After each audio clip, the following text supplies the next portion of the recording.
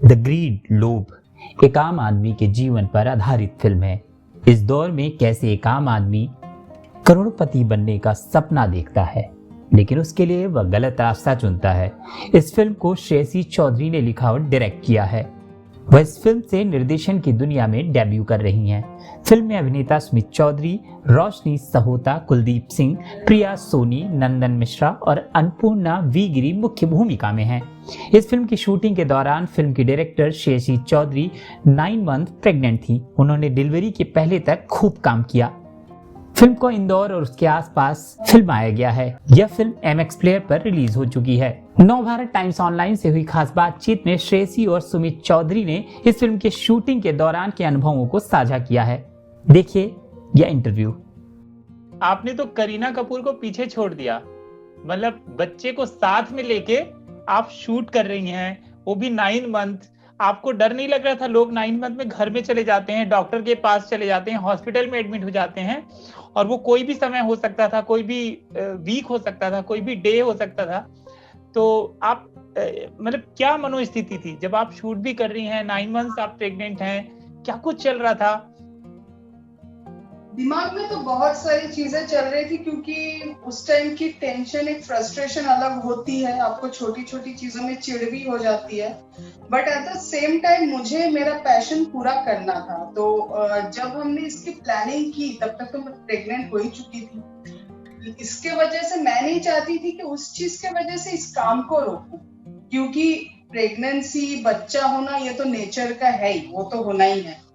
और मुझे इतना पता था कि इस काम के लिए मेरे बॉडी पे कोई इफेक्ट नहीं होगा, उल्टा आज भी मेरी बेबी मेरे साथ ही रहती है। हम लोग मीटिंग बोलिए, जहाँ पे भी बोलिए, वो साथ में जाती है। एंड आई एम ब्लेस्ड कि उसको अभी से सारी नॉलेज मिल रही है। मुझे उसको बोलने की जरूरत नहीं पड़ेगी कि भाई तुम इस फील्ड में जाओ। उल्टा वही मुझे बोलेगी, मम्मा तो मुझे यही करना है। मैं तो पैदा ही ये सब देख रही हूँ।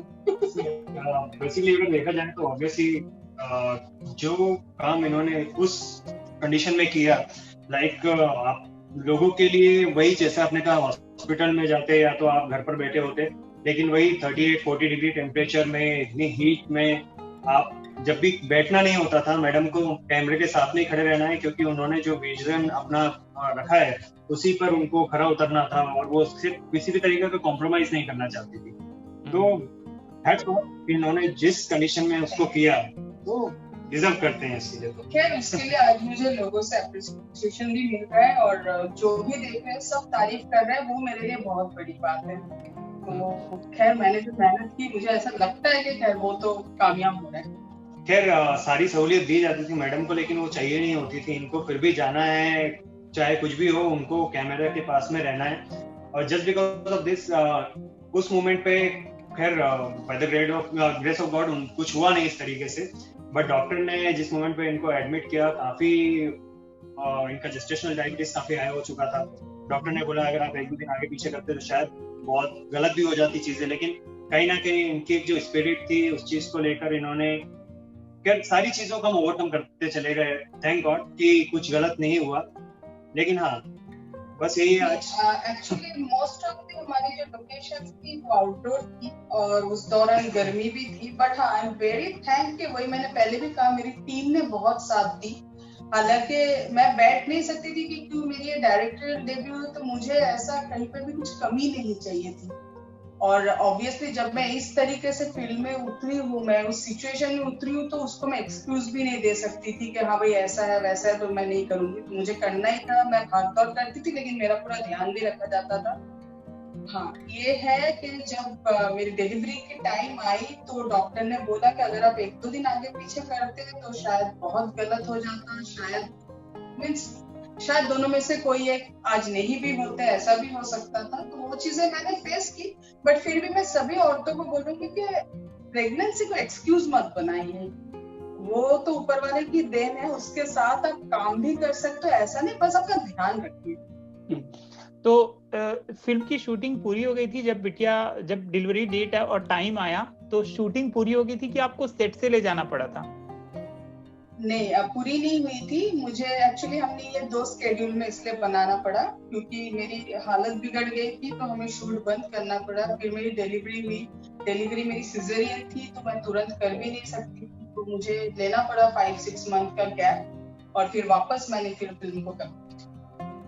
चलिए सुमित जी, अब आपसे आपका किरदार जितना आप बता सकते हैं, लोग देख भी रहे हैं, लेकिन फिर भी आपके शब्दों में। अजय बेसिकली जो इसमें कैरेक्टर है, मैं जैसा श्रेयसी ने बताया, मैं अपनी रियल लाइफ में बिल्कुल अलग हूँ उससे।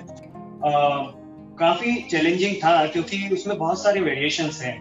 एक कंफ्यूजिंग बंदा है जो अपनी लाइफ में फ्रस्ट्रेटेड है पूरी तरीके से, और किस तरीके से क्या कॉन्सिक्वेंसेस होते हैं, कैसे उसकी लाइफ में सडनली चेंजेस होते हैं। खैर आप मूवी देखेंगे तो आपको अच्छे से समझ आएगा उस चीज के बारे में। तो मेरे लिए स्टार्टिंग में कई सारे सीन्स ऐसे थे जब मैं टोटली ब्लैंक हो जाता था, क्योंकि अब मैं इस कैरेक्टर से जस्टिस कैसे करूं। मैं बहुत सारी चीजों के लिए, एक होता है ना, एक आर्टिस्ट को बेसिकली एक पानी बोलते हैं ना कि जार में जैसे आप पानी डाल देते हैं, वैसा होना पड़ता है। हर कैरेक्टर में अपने आप को एडजस्ट करना पड़ता है।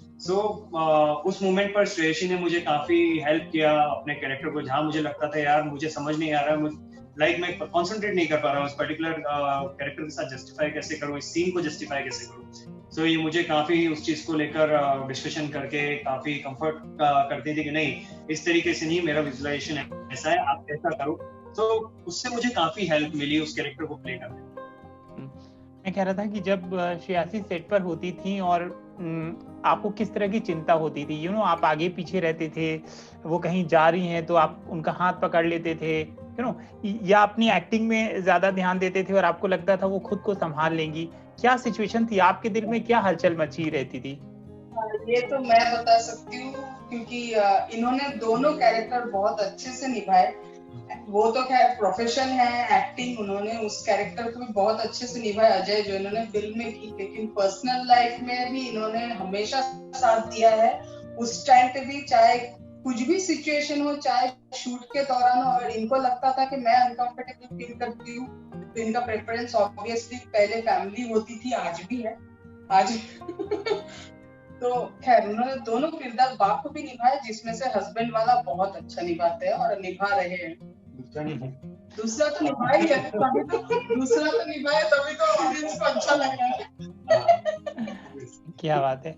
तो असल जिंदगी में श्रेयसी, आपको अभी क्या लोभ है जो आपका है, मतलब लोभ?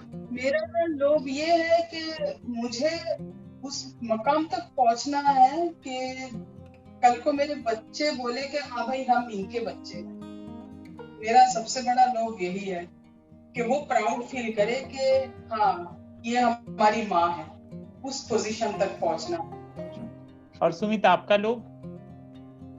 एक सक्सेसफुल एक्टर बनना है, ताकि वही जैसा श्रेयसी ने बोला कि मेरा सबसे बड़ा लालच यही है कि सक्सेसफुल एक्टर बनूं, लोगों की पहचान मिले, एक फेम मिले, जिसके लिए मैं यहाँ पर आया हूँ।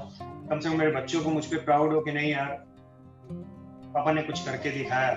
क्योंकि अल्टीमेटली क्या होता है ना, प्रोफेशन तो प्रोफेशन है, वो आज नहीं तो कल आपसे छूट जाएंगे, लेकिन फैमिली और जो रिलेशन है वो तो हमेशा रहना है।